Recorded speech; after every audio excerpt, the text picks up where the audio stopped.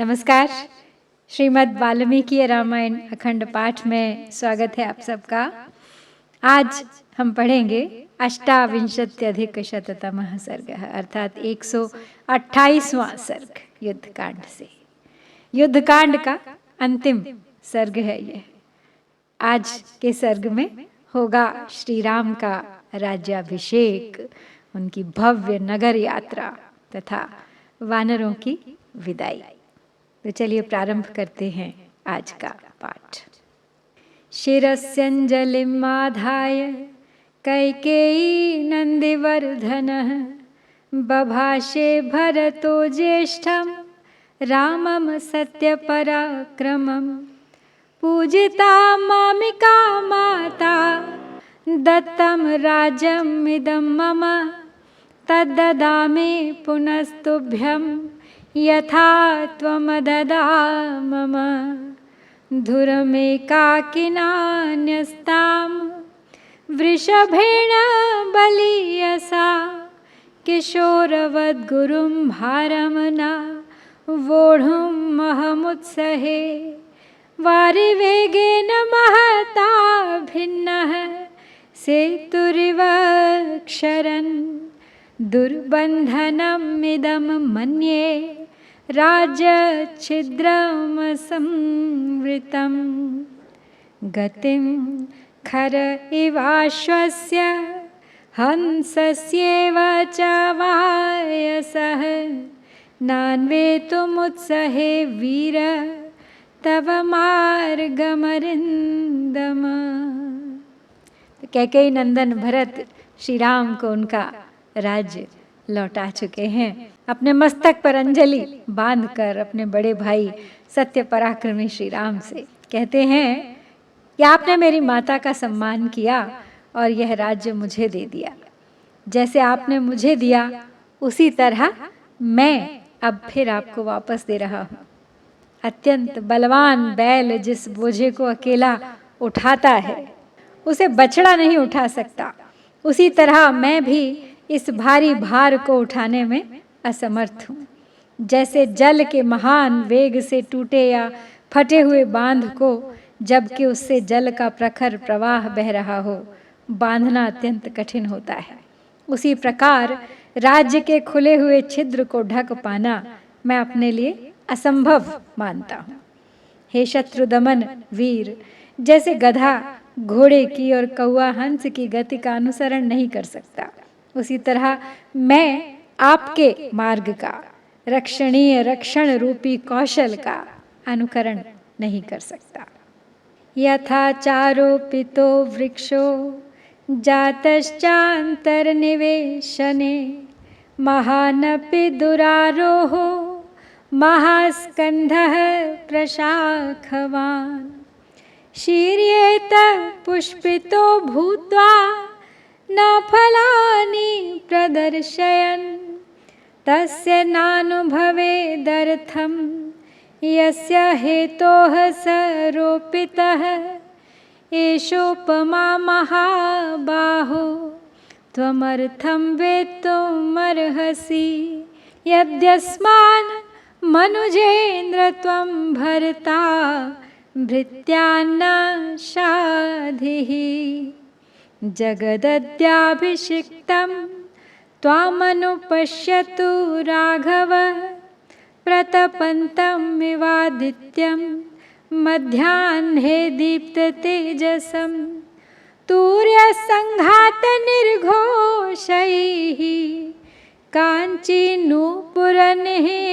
स्वनैः मधुरैर्गीतशब्दैश्च प्रतिबुद्ध्य स्वशेष्वच। आगे कहते हैं भरत कि हे महाबाहो नरेंद्र, जैसे घर के भीतर के बगीचे में एक वृक्ष लगाया गया, वह जमा और जम कर बहुत बड़ा हो गया, इतना बड़ा कि उस पर चढ़ना कठिन हो रहा था। उसका तना बहुत बड़ा और मोटा था तथा उसमें बहुत सी शाखाएं थीं। उस वृक्ष में फूल लगे किंतु वह अपने फल नहीं दिखा सका था। इसी दशा में टूटकर धराशायी हो गया। लगाने वालों ने जिन फलों के उद्देश्य से उस वृक्ष को लगाया था उनका अनुभव वे नहीं कर सके। यही उपमा उस राजा के लिए भी हो सकती है जिसे प्रजा ने अपनी रक्षा के लिए पाल पोस कर बड़ा किया और बड़े होने पर वह उनकी रक्षा से मुंह मोड़ने लगे। इस कथन के तात्पर्य को आप समझें। यदि भर्ता होकर भी आप हम भृत्यों का भरण पोषण नहीं करेंगे तो आप भी उस निष्फल वृक्ष के समान ही समझे जाएंगे। हे रघुनंदन, यही इच्छा है कि जगत के सब लोग आपका राज्याभिषेक देखें। मध्याह्न काल के सूर्य की भांति आपका तेज और प्रताप बढ़ता रहे। आप विविध वाद्यों की मधुर ध्वनि, कांची तथा नूपुरों की झनकार और गीत के मनोहर शब्द सुनकर सोएं और जागें। यावदावर्तते चक्रम यावती च वसुंधरा तावत्त्वमिह लोकस्य स्वामित्वमनुवर्तय। भरतस्य वचः श्रुत्वा रामः परपुरञ्जयः तथेति प्रतिजग्राह निशसादासने शुभे। शत्रुघ्नवचनान्निपुणाः श्मश्रुवर्धनाः सुखहस्ताः सुशीघ्राश्च राघवं पर्यवारयन्। पूर्वं ते स्नाते लक्ष्मणे च महाबले सुग्रीवे वानरेन्द्रे च राक्षसेन्द्रे विभीषणे। विशोधितजटः स्नातश्चित्रमाल्यानुलेपनः महार्हवसनोपेतस्तस्थौ तत्र श्रिया ज्वलन। आगे कहते हैं भरत कि जब तक नक्षत्र मंडल घूमता है और जब तक यह पृथ्वी स्थित है तब तक आप इस संसार के स्वामी बने रहें। तो भरत की ये बात सुनकर शत्रु नगरी पर विजय पाने वाले भगवान श्री राम ने तथास्तु कहकर उसे मान लिया और वे एक सुंदर आसन पर विराजमान हुए। फिर शत्रुघ्न जी की आज्ञा से निपुण नाई बुलाए गए जिनके हाथ हल्के और तेज चलने वाले थे। उन सब ने श्री रघुनाथ जी को घेर लिया। पहले भरत ने स्नान किया, फिर महाबली लक्ष्मण ने, तत्पश्चात वानर राज सुग्रीव और राक्षस राज विभीषण ने भी स्नान किया। तदनंतर जटा का शोधन करके श्री राम ने स्नान किया। फिर विचित्र पुष्पमाला, सुंदर अनुलेपन और बहुमूल्य पीतांबर धारण करके आभूषणों की शोभा से प्रकाशित होते हुए वे सिंहासन पर विराजमान हुए। प्रतिकर्म च रामस्य कारयामास वीर्यवान् लक्ष्मणस्य च लक्ष्मीवान् इक्ष्वाकुकुलवर्धनः। प्रतिकर्म च सीतायाः सर्वा दशरथ स्त्रियः आत्मनैव तदा चक्रुर्मनस्विन्यो मनोहरम्। ततो वानरपत्नीनां सर्वासामेव शोभनं चकारयत्नात् कौसल्या प्रहृष्टा पुत्रवत्सला। ततः शत्रुघ्नवचनात् सुमन्त्रो नाम सारथिः योजयित्वाभिचक्राम रथं सर्वाङ्गशोभनम्। अग्न्यर्कामलसङ्काशं दिव्यं दृष्ट्वा रथं स्थितम् आरुरोह महाबाहु रामः परपुरञ्जयः। तो इक्ष्वाकु कुल की कीर्ति बढ़ाने वाले शोभाशाली पराक्रमी वीर शत्रुघ्न ने श्री राम और लक्ष्मण को श्रृंगार धारण कराया।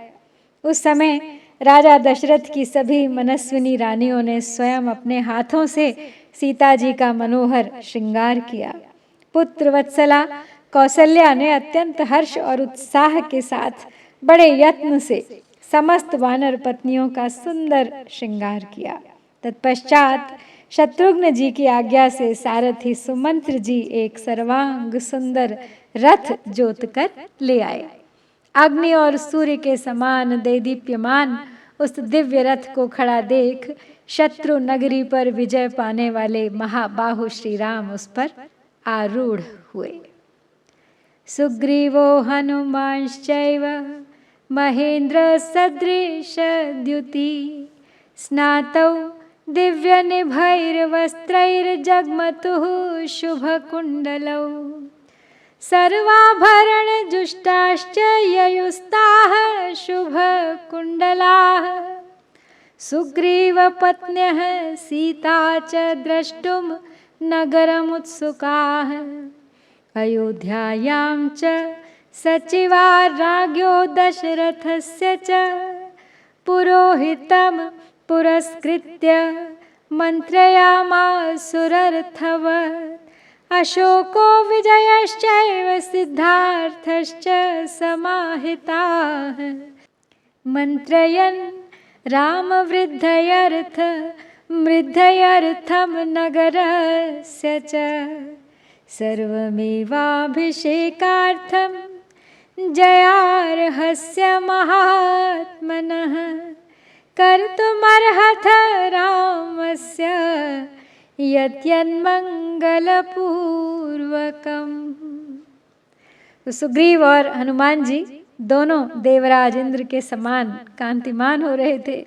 दोनों के कानों में सुंदर कुंडल शोभा पा रहे थे। वे दोनों ही स्नान करके दिव्य वस्त्रों से विभूषित हो नगर की ओर चल दिए। सुग्रीव की पत्नियां और सीता जी समस्त आभूषणों से विभूषित और सुंदर कुंडलों से अलंकृत हो नगर देखने की उत्सुकता मन में लिए सवारियों पर चली। अयोध्या में राजा दशरथ के मंत्री पुरोहित वशिष्ठ जी को आगे करके श्री रामचंद्र जी के राज्याभिषेक के विषय में आवश्यक विचार करने लगे। अशोक, विजय और सिद्धार्थ ये तीनों मंत्री एकाग्रचित्त हो श्री रामचंद्र जी के अभ्युदय तथा नगर की समृद्धि के लिए परस्पर मंत्रणा करने लगे। उन्होंने सेवकों से कहा, विजय के योग्य जो महात्मा श्री रामचंद्र जी हैं, उनके अभिषेक के लिए जो जो आवश्यक कार्य करना है वह सब मंगल पूर्वक तुम सब लोग करो। इति ते मंत्रिणः सर्वे संदिश्य च पुरोहितः नगरान्निर्ययुस्तूर्णं रामदर्शन बुद्धयः हरियुक्तं सहस्राक्षो रथमिन्द्रैवानघः प्रययौ रथमास्थाय रामो नगरमुत्तमं जग्राह भरतो रश्मीन् शत्रुघ्नश्छत्रमाददे लक्ष्मणो व्यजनं तस्य मूर्ध्नि संविजयंस्तदा श्वेतं च वालव्यजनं जगृहे परितः स्थितः अपरं चन्द्रसङ्काशं राक्षसेन्द्रो विभीषणः ऋषिसङ्घैस्तदाकाशे देवैश्च समरुद्गणैः स्तूयमानस्य रामस्य शुश्रुवे मधुरध्वनिः। तो इस प्रकार आदेश देकर वे मंत्री और पुरोहित जी श्री रामचंद्र जी के दर्शन के लिए तत्काल नगर से बाहर निकले। जैसे सहस्र नेत्रधारी इंद्र हरे रंग के घोड़ों से जुते हुए रथ पर बैठकर यात्रा करते हैं, उसी प्रकार निष्पाप श्री राम एक श्रेष्ठ रथ पर आरूढ़ हो अपने उत्तम नगर की ओर चल दिए। उस समय भरत ने सारथी बनकर घोड़ों की बागडोर अपने हाथ में ले ली थी। शत्रुघ्न ने छत्र लगा रखा था और लक्ष्मण उस समय श्री रामचंद्र जी के मस्तक पर चंवर डुला रहे थे। एक ओर लक्ष्मण थे और दूसरी ओर राक्षस राज विभीषण खड़े थे। उन्होंने चंद्रमा के समान कांतिमान दूसरा श्वेत चंवर हाथ में ले रखा था। उस समय आकाश में खड़े हुए ऋषियों तथा मरुदगणों सहित देवताओं के समुदाय श्री रामचंद्र जी के स्तवन की मधुर ध्वनि सुन रहे थे। ततः शत्रुंजयम् नाम कुञ्जरं पर्वतोपमम् आरुरोह महातेजाः सुग्रीवः प्लवगर्षभः नवनागसहस्राणि ययुरास्थाय वानराः मानुषं विग्रहं कृत्वा सर्वाभरणभूषिताः शङ्खशब्दप्रणादैश्च दुन्दुभीनां च निःस्वनैः प्रययौ पुरुषव्याघ्रस्तां पुरीं हर्म्यमालिनीं ददृशुस्ते समायान्तं राघवं सपुरः सरं विराजमानं वपुषा रथेनातिरथं तदा ते वर्धयित्वा काकुत्स्थं रामेण प्रतिनन्दिताः अनुजग्मुर्महात्मानं भ्रातृभिः परिवारितम्। और अब महातेजस्वी वानर राज सुग्रीव शत्रुंजय नामक पर्वताकार गजराज पर आरूढ़ हुए। वानर लोग 9000 हाथियों पर चढ़कर यात्रा कर रहे थे। वे उस समय मानव रूप धारण किए हुए थे और सब प्रकार के आभूषणों से विभूषित थे।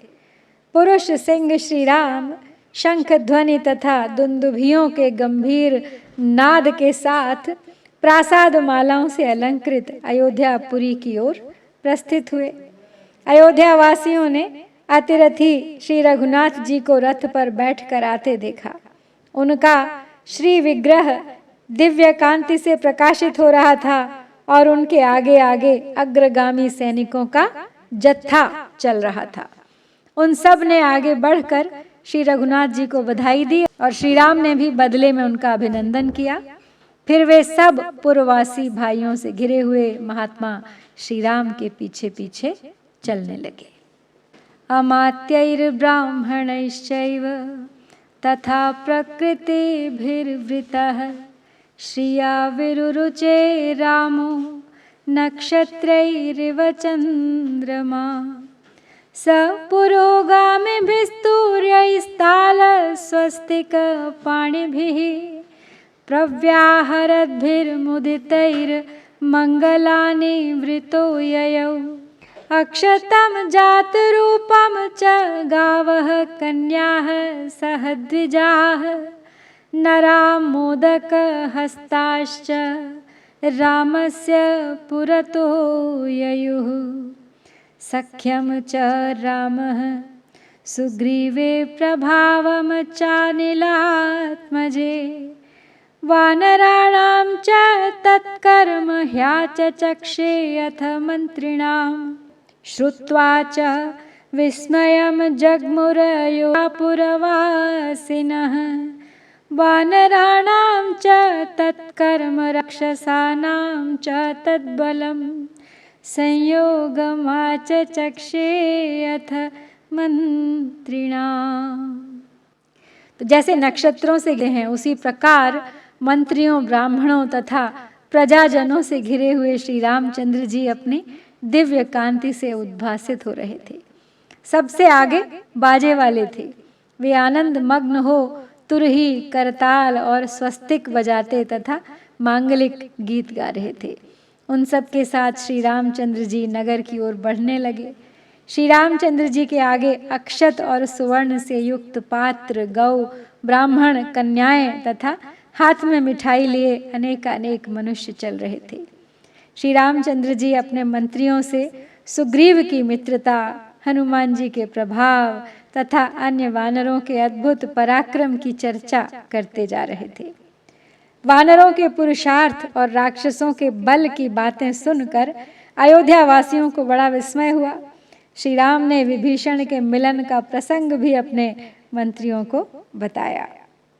द्युतिमाने तदाख्याय रामो वानर संयुतः हृष्टपुष्ट जनाकीर्णामयोध्यां प्रविवेश सः ततो ह्यभ्युच्छ्रयन् पौराः पताकाश्च गृहे गृहे ऐक्ष्वाकाध्युषितं रम्यमाससाद पितुर्गृहम् अथा ब्रवीत् राजपुत्रो भरतं धर्मिणां वरम् अर्थोपहितया वाचा मधुरं रघुनन्दनः पितुर्भवनमासाद्य प्रविश्य च महात्मनः कौसल्यां च सुमित्रां च कैकेयीमभिवाद्य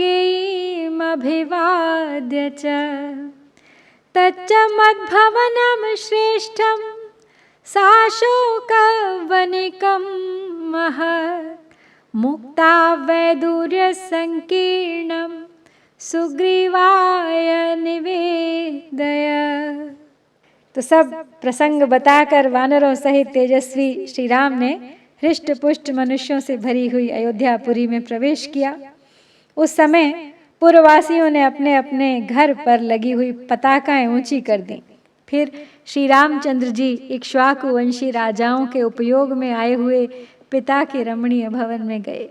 उस समय रघुकुल नंदन राजकुमार श्री राम ने महात्मा पिताजी के भवन में प्रवेश करके माता कौसल्या, सुमित्रा और कैकेयी के चरणों में मस्तक झुकाकर धर्मात्माओं में श्रेष्ठ भरत से अर्थयुक्त मधुर वाणी में कहा, भरत, मेरा जो अशोक वाटिका से घिरा हुआ मुक्ता एवं वैदुर्य मणियों से जटित विशाल भवन है वह सुग्रीव को दे दो। तस्य तद्वचनं श्रुत्वा भरतः सत्यविक्रमः हस्ते गृहीत्वा सुग्रीवं प्रविवेश तमालयम् ततस्तैलप्रदीपांश पर्यङ्कास्तरणानि च गृहीत्वा विविशुः क्षिप्रं शत्रुघ्नेन प्रचोदिताः उवाच च महातेजाः सुग्रीवं राघवानुजः अभिषेकाय रामस्य दूतानाज्ञापय प्रभो सौवर्णान् वानरेन्द्राणां चतुर्णां चतुरो घटान् ददौ क्षिप्रं स सुग्रीवः सर्वरत्नविभूषितान् तथा प्रत्यूष समये चतुर्णां सागराम्भसां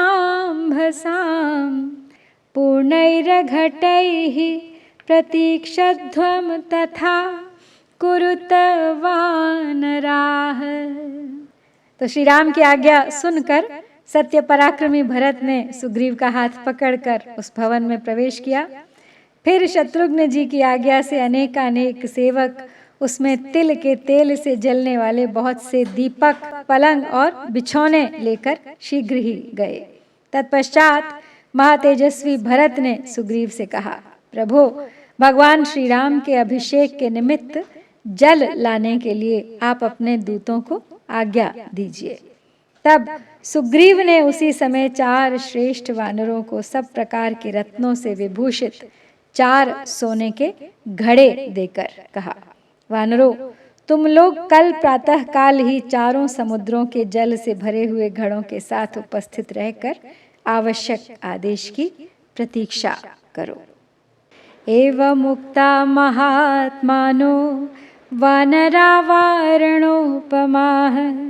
उत्पेतुर्गगनं शीघ्रं गरुडायव शीघ्रगाः जाम्बवांश्च हनुमांश्च वेगदर्शी च वानरः ऋषभश्चैव कलशाञ्जलपूर्णानथानयन् नदीशतानां पञ्चानां जलं कुम्भैरुपाहरन् पूर्वात् समुद्रात् कलशं जलपूर्णं मथानय सुषेणः सत्त्वसम्पन्नः सर्वरत्नविभूषितं ऋषभो दक्षिणात्तूर्णं समुद्राजलमानय रक्तचन्दनकर्पूरैः समृतं काञ्चनं घटं गवयः पश्चिमात्तोयमाजहार महार्णवा। तो सुग्रीव के इस प्रकार आदेश देने पर हाथी के समान विशालकाय महामनस्वी वानर, जो गरुड़ के समान शीघ्रगामी थे, तत्काल आकाश में उड़ चले। जाम्बवान, हनुमान, वेगदर्शी गवय और ऋषभ, ये सभी वानर चारों समुद्रों से और 500 नदियों से भी सोने के बहुत से कलश भर लाए। जिनके पास रीछों की बहुत सी सुंदर सेना है, वे शक्तिशाली जाम्बवान संपूर्ण रत्नों से विभूषित सुवर्णमय कलश लेकर गए और उसमें पूर्व समुद्र का जल भरकर ले आए। ऋषभ दक्षिण समुद्र से शीघ्र ही एक सोने का घड़ा भर लाए। वह लाल चंदन और कपूर से ढका हुआ था। वायु के समान वेगशाली गवय एक रत्न निर्मित विशाल कलश के द्वारा पश्चिम दिशा के महासागर से शीतल जल भर लाए। रत्न कुंभेन महता शीतम मारुत विक्रमः उत्तराच्च जलम शीघ्रम गरुडानिल विक्रमः आजहार स धर्मात्मानिलः सर्वगुणान्वितः ततस्तैर्वानरश्रेष्ठैरानीतं प्रेक्ष्य तज्जलम् अभिषेकाय रामस्य शत्रुघ्नः सचिवैः सह पुरोहिताय श्रेष्ठाय सुहृद्भ्यश्च न्यवेदयत्। ततः स प्रयतो वृद्धो वसिष्ठो ब्राह्मणैः सह रामं रत्नमये पीठे ससीतं सन्न्यवेशयत्। वसिष्ठो वामदेवश्च जाबालिरथकाश्यपः कात्यायनः सुयज्ञश्च गौतमो विजयस्तथा अभ्यषिञ्चन्नरव्याघ्रं प्रसन्नेन सुगन्धिना सलिलेन सहस्राक्षं वसवो वासवं यथा। तो गरुड़ तथा वायु के समान तीव्र गति से चलने वाले धर्मात्मा सर्वगुण संपन्न पवन पुत्र हनुमान जी भी उत्तरवर्ती महासागर से शीघ्र जल ले आए। उन श्रेष्ठ वानरों के द्वारा लाए हुए उस जल को देखकर मंत्रियों सहित शत्रुघ्न ने वह सारा जल श्री राम जी के अभिषेक के लिए पुरोहित वशिष्ठ जी तथा अन्य सुहृदों को समर्पित कर दिया। तदनंतर ब्राह्मणों सहित शुद्ध चेता वृद्ध वशिष्ठ जी ने सीता सहित श्री रामचंद्र जी को रत्नमयी चौकी पर बिठाया। तत्पश्चात जैसे 8 वसुओं ने देवराज आया था, उसी प्रकार वशिष्ठ, वामदेव, जाबाली, काश्यप, कात्यायन, सुयज्ञ, गौतम और विजय, इन 8 मंत्रियों ने स्वच्छ एवं सुगंधित जल के द्वारा सीता सहित पुरुष प्रवर श्री रामचंद्र जी का अभिषेक कराया। ऋत्विग्भिर्ब्राह्मणैः पूर्वं कन्याभिर्मन्त्रिभिस्तथा योधैश्चैवाभ्यषिञ्चस्ते सम्प्रहृष्टैः सनैगमैः सर्वौषधिरसैश्चापि दैवतैर्नरनभसि स्थितः चतुर्भिर्लोकपालैश्च सर्वैर्देवैश्च संगतैः ब्रह्मणा निर्मितं पूर्वं किरीटं रत्नशोभितम् अभिषिक्तः पुरायेन मनुस्तं दीप्ततेजसं तस्यान्ववाये राजानः क्रमाद्येनाभिषेचिताः सभायां हेम क्लिप्तायां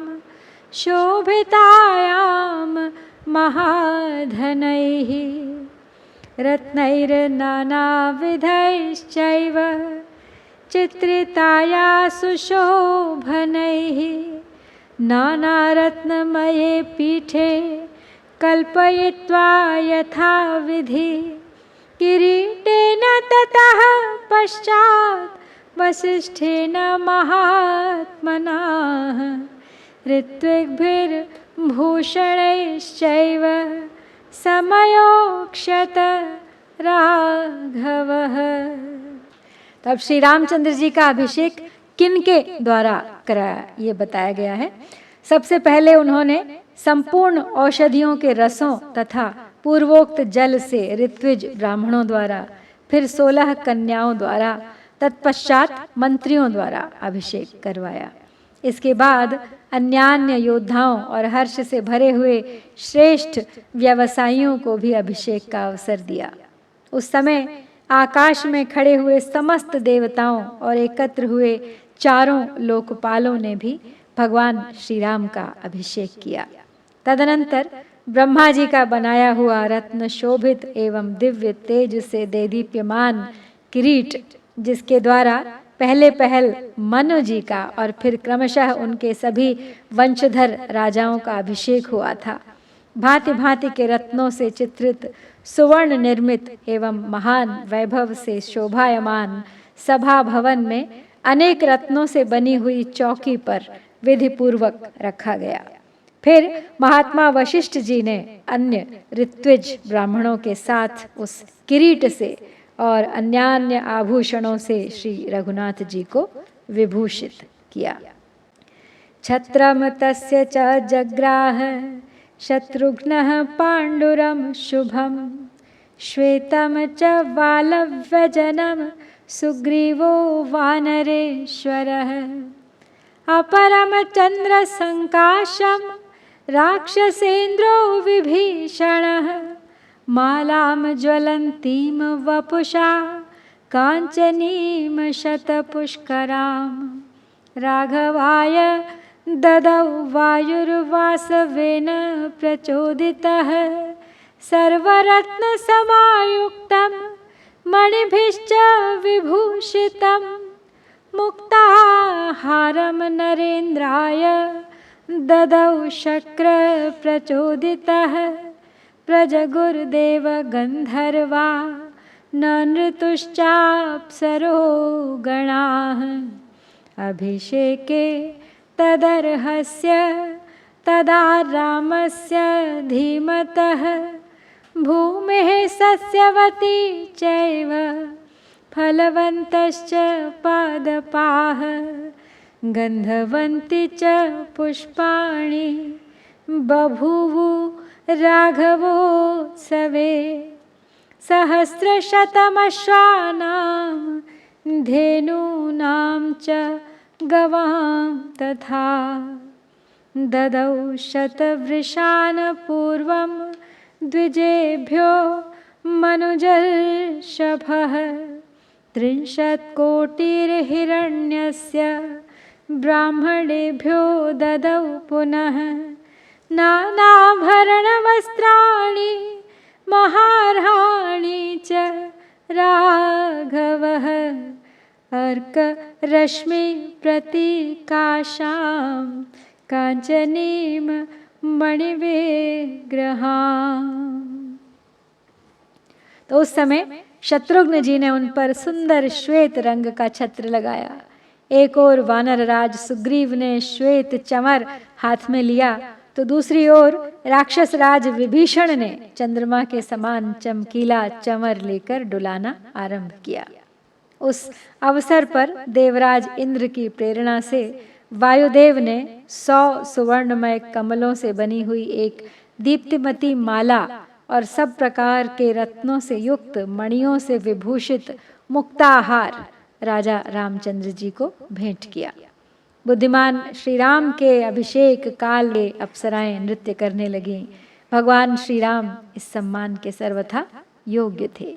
श्री रघुनाथ जी के राज्याभिषेकोत्सव के समय पृथ्वी खेती से हरी भरी हो गई, वृक्षों में फल आ गए और फूलों में सुगंध छा गई। महाराज श्री राम ने उस समय पहले ब्राह्मणों को 1 लाख घोड़े, उतने ही दूध देने वाली गौएं तथा 100 सांड दान किए। यही नहीं, श्री रघुनाथ जी ने 30 करोड़ अशर्फियां तथा नाना प्रकार के बहुमूल्य आभूषण और वस्त्र भी ब्राह्मणों को बांटे। तत्पश्चात राजा श्री राम ने अपने मित्र सुग्रीव को सोने की एक दिव्य माला भेंट की, जो सूर्य की किरणों के समान प्रकाशित हो रही थी। उसमें बहुत सी मणियों का संयोग था। सुग्रीवाय स्रजम दिव्याम प्रायच्छन् मनुजाधिपः वैदूर्यमय चित्रे च चंद्ररश्मि विभूषिते वालिपुत्राय धृतिमानंगदायांगदे ददौ मणिप्रवरजुष्टं तं मुक्ताहारं मनुत्तमं सीतायै प्रददौ रामश्चंद्ररश्मे समप्रभम् अरजे वाससि दिव्ये शुभान्याभरणानि च अवेक्षमाणा वैदेही प्रददौ वायुसूनवे अवमुच्यात्मनः कण्ठाधारं जनकनन्दिनी अवैक्षत हरीन् सर्वान् भर्तारं च मुहुर्मुहुः तामिङ्गिन्तज्ञः सम्प्रेक्ष्य बभाषे जनकात्मजां प्रदेहि सुभगे हारं यस्य तुष्टासि भामिनी अथ सा वायुपुत्राय तं हारं सितेक्षणा तेजोधृतिर्यशोदाक्ष्यं सामर्थ्यं विनयो नयः पौरुषं विक्रमो बुद्धिर्यस्मिन्नेतानि नित्यदा हनुमांस्तेन हारेण शुशुभे वानरर्षभः चन्द्रांशुचय गौरेण श्वेताभ्रेण यथा चलः। तब इसके बाद धैर्यशाली श्री रघुवीर ने प्रसन्न हो वालिपुत्र अंगद को 2 अंगद यानी बाजूबंद भेंट किए, जो नीलम से जटित होने के कारण विचित्र दिखाई देते थे। वे चंद्रमा की किरणों से विभूषित से जान पड़ते थे। उत्तम मणियों से युक्त उस परम उत्तम मुक्ताहार को, जिसे वायुदेव ने भेंट किया था तथा जो चंद्रमा की किरणों के समान प्रकाशित होता था, श्री रामचंद्र जी ने सीता जी के गले में डाल दिया। साथ ही उन्हें कभी मैले न होने वाले 2 दिव्य वस्त्र तथा और भी बहुत से सुंदर आभूषण अर्पित किए। विदेह नंदिनी सीता ने पति की ओर देखकर वायुपुत्र हनुमान को कुछ भेंट देने का विचार किया। वे जनक नंदिनी अपने गले से उस मुक्ताहार को निकालकर बारंबार समस्त वानरों तथा पति की ओर देखने लगी। उनकी उस चेष्टा को समझकर श्री रामचंद्र जी ने जानकी जी की ओर देखकर कहा, ये सौभाग्यशालिनी भामिनी, तुम जिस पर संतुष्ट हो उसे यह हार दे दो। तब कजरारे नेत्रों वाली माता सीता ने वायुपुत्र हनुमान को, जिनमें तेज, धृति, यश, चतुरता, शक्ति, विनय, नीति, पुरुषार्थ, पराक्रम और उत्तम बुद्धि, ये सद्गुण सदा विद्यमान रहते हैं, वह हार दे दिया। उस हार से कपिश्रेष्ठ हनुमान उसी तरह शोभा पाने लगे जैसे चंद्रमा की किरणों के समूह सदृश श्वेत बादलों की माला से कोई पर्वत सुशोभित हो रहा हो। सर्वे वानर वृद्धाश्च ये चान्ये वानरोत्तमाः वासोभिर्भूषणैश्चैव यथार्हं प्रतिपूजिताः विभीषणोऽथ सुग्रीवो हनुमान् जाम्बवांस्तथा सर्वे वानरमुख्याश्च रामेणाक्लिष्टकर्मणा यथार्हं पूजिताः सर्वे कामैरत्नैश्च पुष्कलैः प्रहृष्टमनसः सर्वे जग्मुरेव यथागतम् ततो द्विविधमैन्दाभ्यां नीलाय च परन्तपः सर्वान् कामगुणान् वीक्ष्य प्रददौ वसुधाधिपः दृष्ट्वा सर्वे महात्मानस्ततस्ते वानरर्षभाः विसृष्टाः पार्थिवेन्द्रेण किष्किन्धाम समुपागमन्। तो इसी प्रकार जो प्रधान एवं श्रेष्ठ वानर थे उन सब का वस्त्रों और आभूषणों द्वारा यथा योग्य सत्कार किया गया। अनायास ही महान कर्म करने वाले श्री राम ने विभीषण, सुग्रीव, हनुमान तथा जाम्बवान आदि सभी श्रेष्ठ वानर वीरों का मनोवांछित वस्तुओं एवं प्रचुर रत्नों द्वारा यथा योग्य सत्कार किया। वे सब के सब प्रसन्न चित्त होकर जैसे आए थे उसी तरह अपने अपने स्थानों को चले गए। तत्पश्चात शत्रुओं को संताप देने वाले राजा श्री रघुनाथ जी ने द्विविध, मयंद और नील की ओर देखकर उन सब को मनोवांछा पूर्वक गुणों से युक्त सब प्रकार के उत्तम रत्न आदि भेंट किए।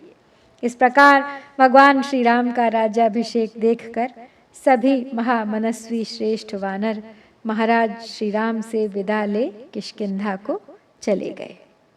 सुग्रीवो वानर श्रेष्ठो दृष्ट्वा रामाभिषेचनम् पूजितश्चैव रामेण किष्किन्धां प्राविशत् पुरीं। विभीषणोऽपि धर्मात्मा सह तैर्नैरृतर्षभैः लब्ध्वा कुलधनं राजा लङ्कां प्रायान् महायशाः। स राज्यमखिलं शासन् निहतारिर्महायशाः। राघवः परमोदारः शशास परया मुदा। उवाच लक्ष्मणं रामो धर्मज्ञं धर्मवत्सलः। आतिष्ठ धर्मज्ञ मया सहेमां गां पूर्वराजाध्युषितां बलेन। तुल्यं मया त्वं पितृभिर्धृताया तां यौवराज्ये धुरमोद्वहस्व। सर्वात्मना पर्यनुनीयमानो यदा न सौमित्रिरुपैति योगम्। नियुज्यमानो भुवि यौवराज्ये ततो अभ्यषिञ्चत् भरतं महात्मा। तो वानरराज सुग्रीव ने भी श्री राम के राज्याभिषेक का उत्सव देखकर उनसे पूजित हो किष्किंधापुरी में प्रवेश किया। महायशस्वी धर्मात्मा विभीषण भी अपने कुल का वैभव, अपना राज्य पाकर अपने साथी श्रेष्ठ निशाचरों के साथ लंकापुरी को चले गए। अपने शत्रुओं का वध करके परम उदार महायशस्वी श्री रघुनाथ जी बड़े आनंद से समस्त राज्य का शासन करने लगे। उन धर्मवत्सल श्री राम ने धर्मज्ञ लक्ष्मण से कहा, हे लक्ष्मण, पूर्ववर्ती राजाओं ने चतुरंगिणी सेना के साथ जिसका पालन किया था उसी इस भूमंडल के राज्य पर तुम मेरे साथ प्रतिष्ठित हो जाओ। अपने पिता पितामह और प्रपितामहों ने जिस राज्यभार को पहले धारण किया था उसी को मेरे ही समान तुम भी युवराज पद पर स्थित होकर धारण करो। परंतु श्री रामचंद्र जी के सब तरह से समझाने और नियुक्त किए जाने पर भी जब सुमित्रा कुमार लक्ष्मण ने उस पद को स्वीकार नहीं किया, तब महात्मा श्री राम ने भरत को युवराज पद पर अभिषिक्त किया। पौंडरीकाश्वमेधाभ्यां वाजपेयेन चास्कृत अन्यैश्च विविधैर्यज्ञैर्यजत् पार्थिवात्मजः। राज्यं 10 सहस्राणि प्राप्य वर्षाणि राघवः। शताश्वमेधाना जहने सदश्वान् भूरि दक्षिणान्। आजानुलम्बि बाहुः स महावक्षाः प्रतापवान्। लक्ष्मणानुचरो रामः शशास पृथिवीमिमाम्। राघवश्चापि धर्मात्मा प्राप्य राज्यमनुत्तमम् ईजे बहुविधैर्यज्ञैः ससुहृज्याति बान्धवः न पर्यदेवन् विधवा न च व्यालकृतं भयं न व्याधिजं भयं चासी रामे राज्यं प्रशासति। राजकुमार महाराज श्री राम ने अनेक बार पौंडरीक, अश्वमेध, वाजपेय तथा अन्य नाना प्रकार के यज्ञों का अनुष्ठान किया। श्री रघुनाथ जी ने राज्य पाकर 11 सहस्र वर्षों तक उसका पालन और 100 अश्वमेध यज्ञों का अनुष्ठान किया। उन यज्ञों में उत्तम अश्व छोड़े गए थे तथा ऋत्विजों को बहुत अधिक दक्षिणाएं बांटी गई थी। उनकी भुजाएं घुटनों तक लंबी थीं। उनका वक्षस्थल विशाल एवं विस्तृत था। वे बड़े प्रतापी नरेश थे। लक्ष्मण को साथ लेकर श्री राम ने इस पृथ्वी का शासन किया। अयोध्या के परम उत्तम राज्य को पाकर धर्मात्मा श्री राम ने सुहृदों, कुटुंबीजनों तथा भाई बंधुओं के साथ अनेक प्रकार के यज्ञ किए। श्री राम के राज्य शासन काल में कभी विधवाओं का विलाप नहीं सुनाई पड़ता था। सर्प आदि दुष्ट जंतुओं का भय नहीं था और रोगों की भी कोई आशंका नहीं थी। निर्दस्युर्भवल्लोको नानर्थम कश्चिदस्पृशत् न च स्म वृद्धा बालानां प्रेतकार्याणि कुर्वते सर्वं मुदितमेवासीत् सर्वो धर्म परो अभवत् राममेवानुपश्यन्तो नाभ्यहिंसन् परस्परम् आसन् वर्षसहस्राणि तथा पुत्रसहस्रिणः निरामया विशोकाश्च रामे राज्यं प्रशासति रामो रामो राम इति प्रजानामभवन् कथाः रामभूतं जगद्भूत रामे राज्यं प्रशासति नित्यमूला नित्यफलास्तरवस्तत्र पुष्पिताः कामवर्षी च पर्जन्यः सुखस्पर्शश्च मारुतः ब्राह्मणाः क्षत्रिया वैश्याः शूद्रा लोभविवर्जिताः स्वकर्मसु प्रवर्तन्ते तुष्टाः स्वैरेव कर्मभिः आसन् प्रजा धर्मपरा रामे शासति नानृताः सर्वे लक्षणसम्पन्नाः सर्वे धर्मपरायणाः। संपूर्ण जगत में रामराज्य में कहीं चोरों या लुटेरों का नाम भी नहीं सुना जाता था। कोई भी मनुष्य अनर्थकारी कार्यों में हाथ नहीं डालता था और बूढ़ों को बालकों के अंत्येष्टि संस्कार नहीं करने पड़ते थे। सब लोग सदा प्रसन्न ही रहते थे। सभी धर्मपरायण थे और श्री राम पर ही बारंबार दृष्टि रखते हुए वे कभी एक दूसरे को कष्ट नहीं पहुंचाते थे। श्री राम के राज्य शासन करते समय लोग सहस्रों वर्षों तक जीवित रहते थे। सहस्रों पुत्रों के जनक होते थे और उन्हें किसी प्रकार का रोग या शोक नहीं होता था। श्री राम के राज्य शासन काल में प्रजा वर्ग के भीतर केवल राम राम राम की ही चर्चा होती थी। सारा जगत श्री राममय हो रहा था। श्री राम के राज्य में वृक्षों की जड़ें सदा मजबूत रहती थीं। वे वृक्ष सदा फूलों और फलों से लदे रहते थे। मेघ प्रजा की इच्छा और आवश्यकता के अनुसार ही वर्षा करते थे। वायु मंद गति से चलती थी जिससे उसका स्पर्श सुखद जान पड़ता था। ब्राह्मण, क्षत्रिय, वैश्य और शूद्र चारों वर्णों के लोग लोभ रहित थे। सबको अपने ही वर्णाश्रमोचित कर्मों से संतोष था और सभी उन्हीं के पालन में लगे रहते थे। श्री राम के शासन काल में सारी प्रजा धर्म में तत्पर रहती थी, झूठ नहीं बोलती थी। सब लोग उत्तम लक्षणों से संपन्न थे और सब ने धर्म का आश्रय ले रखा था। 10 वर्ष सहस्राणि 10 वर्षशतानि च भ्रातृभिः सहितः श्रीमान् रामो राज्यमकारय। धर्म्यं यशस्यमायुष्यं ज्ञां च विजयम् आदिकाव्यमिदं चार्षं पुरा वाल्मीकिना कृतं। यः शृणोति सदा लोके नरः पापात् प्रमुच्यते।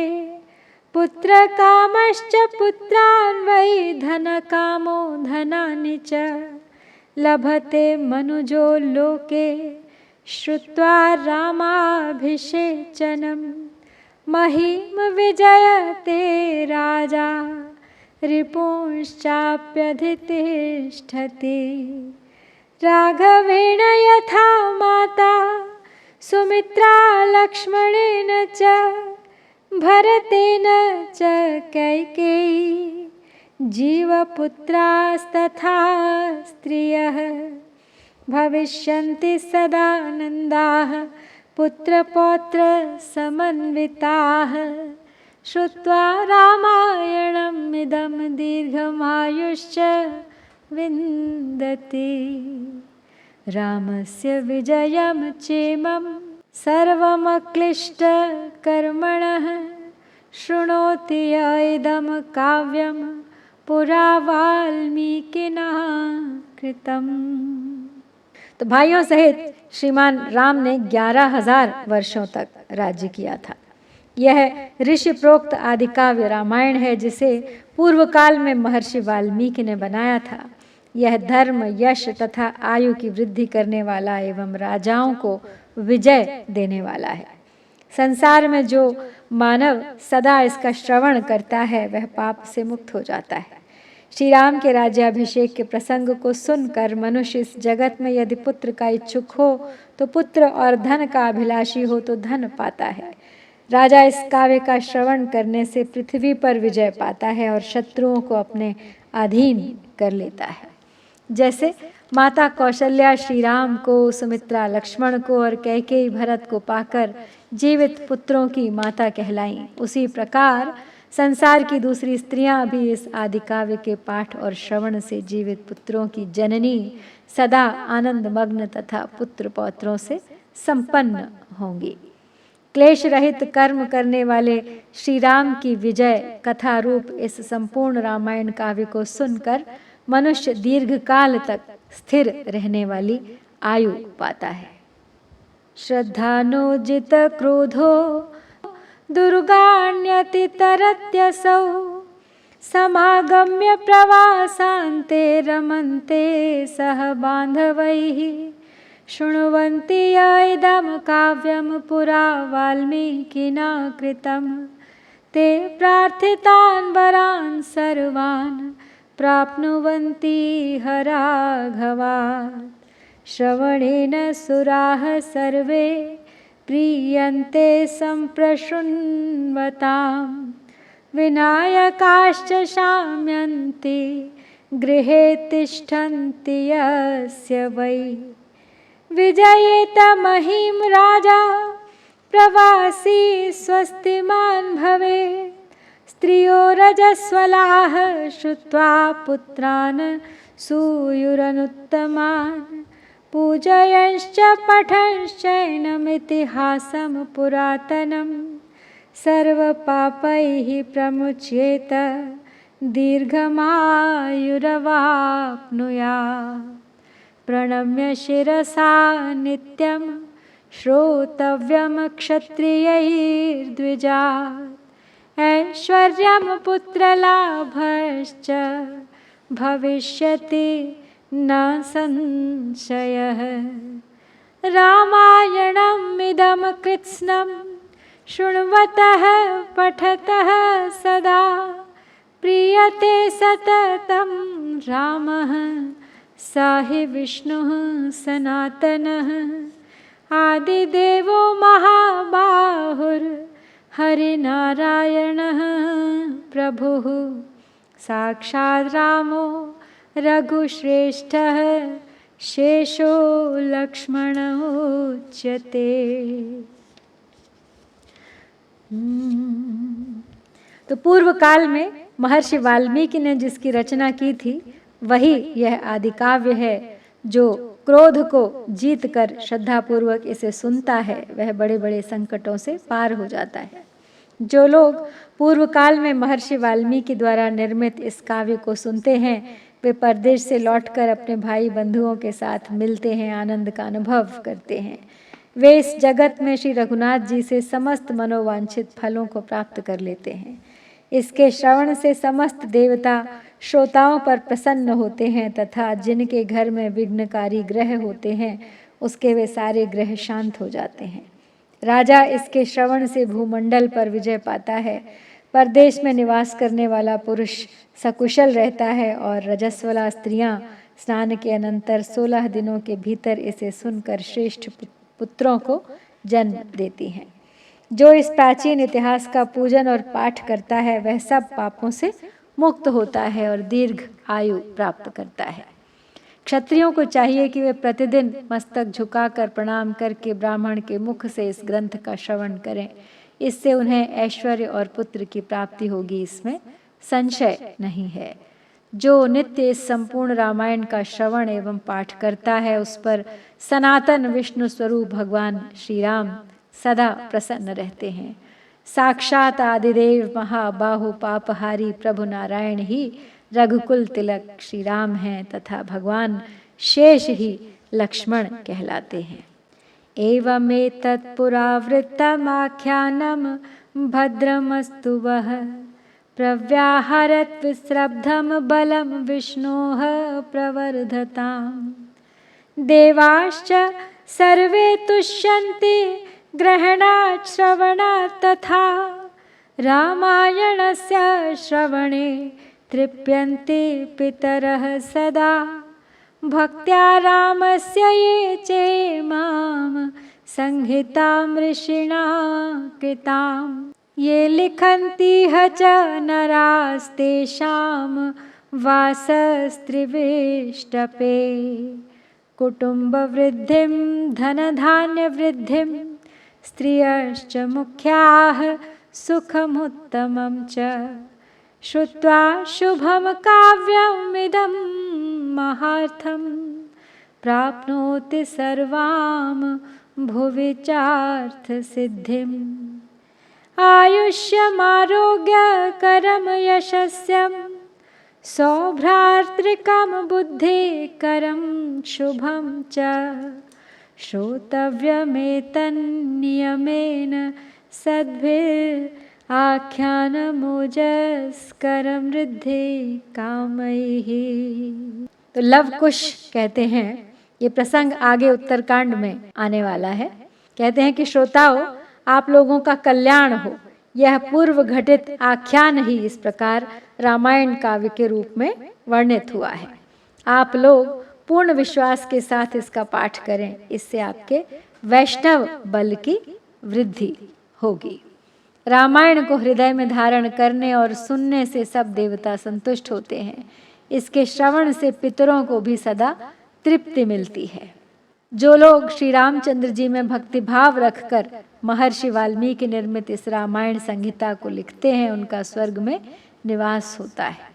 इस शुभ और गंभीर अर्थ से युक्त काव्य को सुनकर मनुष्य के कुटुंब और धन धान्य की वृद्धि होती है। उसे श्रेष्ठ गुण वाली सुंदरी स्त्रियां सुलभ होती हैं तथा इस भूतल पर वह अपने सारे मनोरथों को प्राप्त कर लेता है। यह काव्य आयु, आरोग्य, यश तथा भ्रातृ प्रेम को बढ़ाने वाला है। यह उत्तम बुद्धि प्रदान करने वाला और मंगलकारी है। अतः समृद्धि की इच्छा रखने वाले सत्पुरुषों को इस उत्साहवर्धक इतिहास का नियम पूर्वक श्रवण करना चाहिए। तो इस प्रकार यहाँ पर हम श्री वाल्मीकि निर्मित आर्ष रामायण आदि काव्य के युद्धकांड में 128वां सर्ग पूरा करते हैं। कल से प्रारंभ होगा उत्तर कांड। इत्यार्षे श्रीमद् रामायणे वाल्मीकिये आदिकाव्ये युद्धकांडे 28अधिकशततमः सर्गः। ओम श्री सीतारामचंद्राभ्यां नमः।